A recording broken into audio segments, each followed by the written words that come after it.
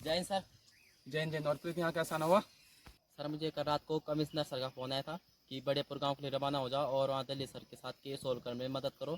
फिर उसके बाद में सूरज सर का फ़ोन आया कि मेरी थोड़ा तबीयत हो रही है ख़राब और एक हफ्ता तक मैं डिपार्टमेंट ज्वाइन नहीं कर सकता, तो वहाँ मदद करो ज़रा दिल्ली सर के साथ केस सॉल्व करने में। तो हाँ, उसका लेटर आया था मेरे पास सूरज का, कह रहा था उसकी तबीयत ख़राब है और एक हफ्ते की छुट्टी चाहिए उसको। तो अच्छा हुआ जो तुमने हमारा डिपार्टमेंट ज्वाइन कर लिया, तो इससे हमें बहुत मदद मिलेगी। और तुम्हारे बाकी केसेस भी मैंने दे रखे हैं, उनमें तुमने बहुत अच्छा काम कर रखा है, तो मुझे आशा है तुम हमारे केसेस में बहुत मदद करोगी हमारी। चलो पुनीत बेटा, मैं तुम्हें समझाता हूँ। Yes sir. तो पुनीत सुनो, यस सर। बढ़ियापुर गांव में ना एक आदमी रहता था मनोज नाम का लड़का। वो टहलते टहलते आ रहा था बढ़ियापुर गांव में, जी सर। और तो वहाँ पे आ रहा था और टहलते टहलते, तो उसे वहाँ पे लाश पड़ी हुई मिली। तो उसने सीधा मेरे को फ़ोन किया कि सर यहाँ पे लाश पड़ी हुई है, यहाँ पे जल्दी आ जाओ। तो हम वहाँ पे गए, हमने वहाँ पे देखा कि बॉडी को देखा कि कैसे कहाँ पे मतलब चोटों के निशान वगैरह जैसे हम देखते हैं बॉडी को। तो हमने इधर उधर भी देखा, तो हमें वहाँ पे एक चाकू मिला। जी। तो एक छोटा सा चाकू था, उस पर खून लगा हुआ था। अच्छा। तब वहाँ पे हमने हमारा एक ऑफिसर था लालू, अभी वो छुट्टी पे है फिलहाल। तो वो इधर उधर ढूंढने गया था, एक होटल में गया था, वो नटिया होटल में। तो वहाँ पे उसने पता किया कि यहाँ पे कुछ पता चला हुआ था। तो वहाँ पे उसको फिलहाल तो कोई कुछ पता चला नहीं। तब बाद में हमने दूसरी जगह में देखा, तो वहाँ पे हमें ड्रग्स के ट्रेसेस भी मिले। अच्छा सर। ड्रग्स के ट्रेसेस भी मिले। तो उसके बाद में हमने बढ़ियापुर गांव के आसपास के जो गांव है, तो हमने वहाँ भी पूछताछ किया। अच्छा सर। तो वहाँ भी वाले भी कह रहे कि हमें कुछ पता नहीं है। पता नहीं पुनीत तू डर रहे यार? पता नहीं सर, उनसे पूछताछ तो करनी पड़ेगी। तो वो डर रहे हैं, बोल रहे हमें कुछ पता ही नहीं है। जब मैंने उनका फेस देखा ना, चेहरा, तो उनके चेहरे पे एक अलग सा डर था। तो मैंने उनको खूब समझाया भी कि डरो मत, हम तुम्हारे साथ हैं, हमारी टीम पूरी तुम्हारे साथ है, पता नहीं क्यों डर रहे हो। सर एक बार फिर से पूछताछ करनी पड़ेगी हमें, मुझे भाई लगता है। पुनीत, ये केस तो तुम्हें सॉल्व करना है। अच्छा सर। सारी यहाँ से तुम पर ही टिकी हुई है कि तुम ही नहीं करना है केस सॉल्व। तो यही हुआ। तो उसके बाद, अरे हाँ पुनीत, एक बात तो मैं तुम्हें बताना ही भूल गया।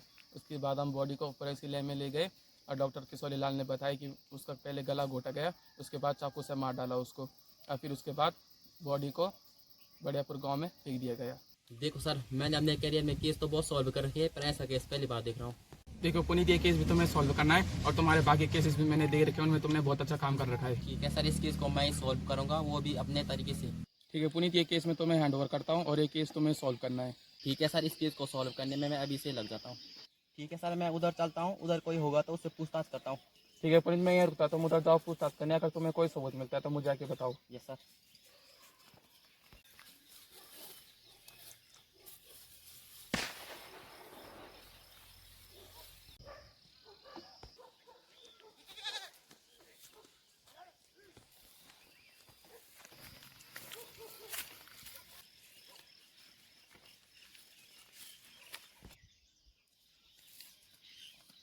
हाँ पुनीत, कुछ पता चला? नहीं सर, गया तो था मैं वहाँ, वहाँ के लोगों से पूछताछ करी, पर कोई कुछ बताने के लिए तैयार ही नहीं हो रहा। अरे यार पुनीत, इन लोगों को क्या हो गया है? ये लोग कुछ बताने के लिए तैयार ही नहीं हो रहे। आज 2 दिन हो चुके हैं इस केस को। हाँ सर, आप सही कह रहे हो, आज मेरे को भी यहाँ एक दिन हो गया, पर इस केस में कोई क्लू ही नहीं मिल रहा। हाँ पुनीत, तुम भी सही कह रहे हो, तुम्हें भी 1 दिन हो चुका है और अभी तक एक भी क्लू नहीं मिला। और ऊपर से मेरे पास प्रेशर बन रहा है कि जल्दी केस सॉल्व करो। हाँ सर, आप भी सही कह रहे हो कि इस केस में कोई क्लू नहीं मिल रहा, और ऊपर से आप पे प्रेशर भी बन रहा है। यार पुनीत, ये केस तो बहुत कठिन होता जा रहा है, ऐसे कैसे चलेगा? और अभी तक ये क्लू नहीं मिला, और बढ़ियापुर गाँव वाले लोग कुछ बताने के लिए तैयार ही नहीं हो रहे। सर ऐसा क्या करे कि ये केस जल्दी सॉल्व हो जाए, अब आप ही बताओ। ठीक है पुनीत, सुनो, जो बढ़ियापुर गाँव के आसपास की जो दुकानें हैं ना, वहाँ पे जाओ और पूछताछ करो, क्या पता कोई क्लू मिल जाए। ठीक है सर, मैं जाता हूँ छानबीन करने, कुछ पता चलता है तो आपको बताता हूँ। पुनीत भी छानबीन करने गया है। एक काम करता हूँ, सूरज को फ़ोन करता हूँ, क्या पता उसकी तबीयत ठीक हो गई होगी, उससे हमें केस सॉल्व करने में काफ़ी मदद मिलेगी।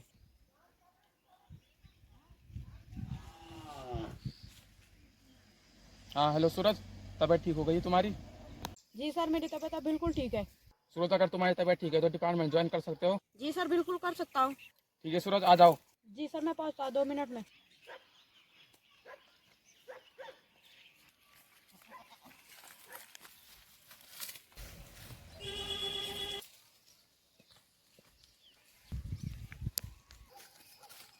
जय हिंद सर।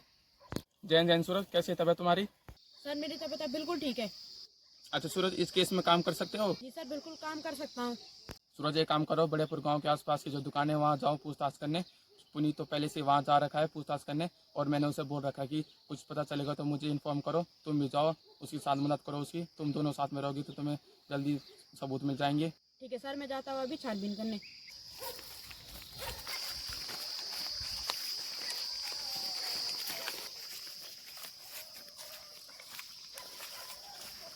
सूरज भी गया है छानबीन करने और पुनीत भी गया है। मैं यहाँ अकेले अकेले क्या करूँगा, मैं भी छानबीन करने जाता हूँ इधर उधर। अरे उधर एक लड़की बैठी है, क्या पता उसे कुछ पता होगा, उससे पूछता हूँ। बेटा का नाम क्या है? अंकल मेरा नाम प्रिया है। बेटा आप यहाँ पे क्या कर रहे हो? अंकल मैं अपनी भेड़ बकरी चराने के लिए ला रखी हूँ खेतों में।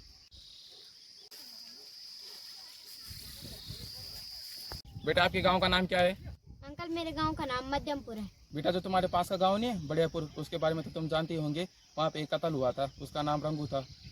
इसके सिलसिले में हम पूछताछ करने आए हैं, तो तुम्हें कुछ पता है उसके बारे में? अंकल आप कौन है, इतनी पूछताछ क्यों कर रहे हो? बेटा तुम्हें पता भी है किससे बात कर रहे हो? मैं क्राइम ब्रांच से हूँ, यहाँ पूछताछ करने आया हूँ, थोड़ा तमीज़ से बात करो। सॉरी सर, मेरे को पता नहीं था।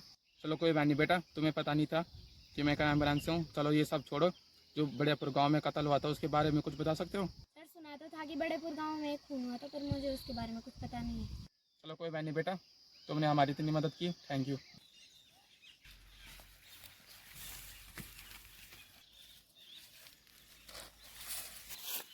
हाँ सूरज, कुछ पता चला? तुम बढ़ियापुर गांव के आसपास की दुकानों में गए थे पूछताछ करने। हाँ सर, एक दुकानदार से पता चला, उसने कहा कि आता था रंगू मेरे दुकान पे और मेरे से सामान ले जाता था। हाँ सूरज, उस दुकानदार ने और कुछ बताया उसके बारे में? सर उस दुकानदार ने मुझे ऐसा भी बताया कि वो मेरे दुकान से सामान ले जाता था उधार में, वो भी। और मैंने कहा किस समय आता था, उसने कहा वो शाम के समय आता था। अरे सूरज, एक जगह मैं भी गया था ना पूछताछ करने, अहमपुर गांव था उस गांव का नाम। वहीं पूछताछ कर रहा था मैं आसपास की दुकानों में, तो वहीं मुझे एक दुकानदार ने बुलाया, सर किसके बारे में पूछ रहे हो? मैंने कहा एक रंगू नाम का आदमी है, उसके बारे में पूछ रहा हूँ मैं। तो मैंने कहा आप कुछ जानते हो उसके बारे में? उसने यही बताया कि सर मैं उसके बारे में ज़्यादा खास तो नहीं जानता, पर सर मेरी दुकान में आता था वो और बहुत उधार करता था वो। मैंने कहा कि कितना उधार है उसका, तो उसने मेरे को बिल बताया कि 2.5 लाख का उधार है। तो हो सकता है उनमें से किसी ने उसका कत्ल कर दिया हो। और सूरज, उसने मुझसे बाद में पूछा कि इतनी छानबीन क्यों कर रहे हो? तो मैंने कहा उसका कत्ल हो चुका है इसलिए मैं इतनी छानबीन कर रहा हूँ। तो घबरा के बोला कि उसका कत्ल हो चुका है। मैंने कहा हाँ उसका कत्ल हो चुका है, और बाद में रोने लग गया कि सर मेरा उधार कौन देगा? मैंने कहा भैया उधार देने वाला तो अब कोई है नहीं, उसके घर वाले भी कोई है नहीं उधार देने वाला। मैंने कहा आप उधार का चक्कर छोड़ो, आप जितना से जितना हो सके हमारी मदद करो। सर मुझे तो लगता है उस दुकानदार ने उधार के चक्कर में उसका कत्ल कर दिया। हाँ सूरज, मुझे भी थोड़ा थोड़ा शक हो रहा है, क्या पता हो सकता है कि उस दुकानदार ने उसका कत्ल कर दिया हो। तो सर आप कहो तो उसे उठा ले। सूरज तुम्हारी बात तो सही है, पर कैसे उठाए?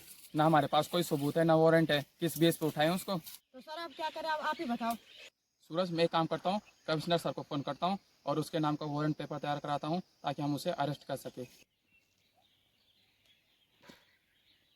अरे कमिश्नर सर का नंबर कहाँ गया? हेलो, जय हिंद सर। जय हिंद अली भाई, कैसे याद किया मेरे को? सर आपसे ज़रूरी बात करनी थी। क्या जरूरी बात करनी थी तुम्हें?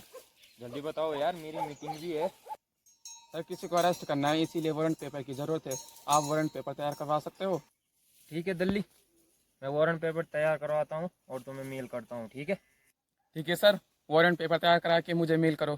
ठीक है दिल्ली, मैं वारंट पेपर तैयार करवाता हूँ और जैसे ही तैयार हो जाता है मैं तुरंत तुम्हें मेल कर दूंगा, ठीक है? और तुम प्रिंट आउट निकलवा लेना, ठीक है? ठीक है सर, आप मुझे मेल करो, मैं प्रिंट आउट निकलवा लूँगा। हेलो सूरज, कहाँ हो? सर मैं बाहर हूँ, कुछ काम है मेरे से। हाँ भाई हाँ, काम है तभी तो फ़ोन किया, जल्दी पुलिस स्टेशन में आओ। जी सर पहुँचता हूँ 5 मिनट में। ठीक है सूरज, आओ जल्दी, तुम्हें कुछ ज़रूरी बात बतानी है। ठीक है सर, आता हूँ।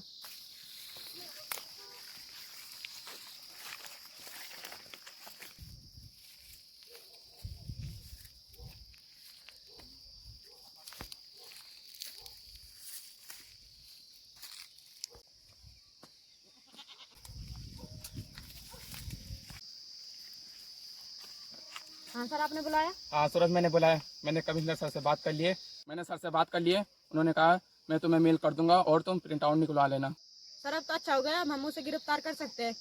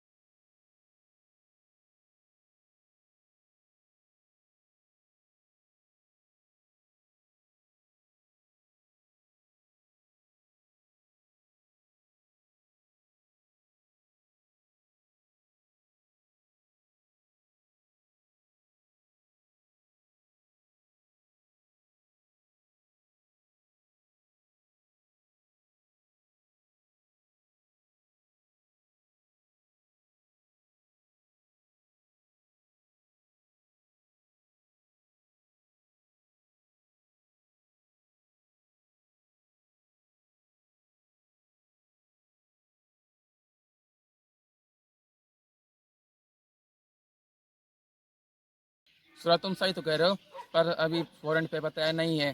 सर कह रहे हैं कि 5-10 मिनट लगेंगे, उसके बाद मैं तुम्हें भेज दूंगा। जब वारंट पेपर आ जाएगा तब मुझसे अरेस्ट कर लेंगे। ठीक है सर, 5-10 मिनट इंतजार करते हैं। सूरज अभी वारंट पेपर आने में टाइम लगेगा, तब तक हम केस के बारे में डिस्कस कर लेते हैं। ठीक है सर। चलो सूरज इस केस के बारे में डिस्कस करते हैं, और तुम्हें जितना पता चला इस केस के बारे में वो तुम मुझको बताओ, और जितना मुझको पता है मैं वो तुमको बताता हूँ। क्या पता मैं मुजरिम का कुछ पता लग जाए। ठीक है सर। चलो सूरज सबसे पहले मैं ही बताता हूँ। बड़ेपुर गांव में एक मनु नाम का आदमी था। वहाँ पे टहलते टहलते जा रहा था बड़ेपुर गांव में, तभी उसे एक लाश दिखी। तो उसने हम सीधा हमको फ़ोन किया कि सर यहाँ पे लाश पड़ी हुई है, आप जल्दी आ जाओ। तो हम वहाँ पे गए, तो हमने लाश को देखा, बॉडी को भी चेक किया। हमें यही पता चला कि उसका गला काटा गया है, और हमने आसपास छानबीन भी करी और पता चला कि वहाँ पे एक चाकू था। हमने बॉडी और चाकू को फोरेंसिक लैब में भेजा, तो डॉक्टर साहब ने यही बताया कि पहले उसका गला घोटा गया और उसके बाद चाकू से मार दिया। तो सर मुझे भी यही पता चला दुकानदारों से कि रंगू का दुकानदारों में बहुत सारा उधार था।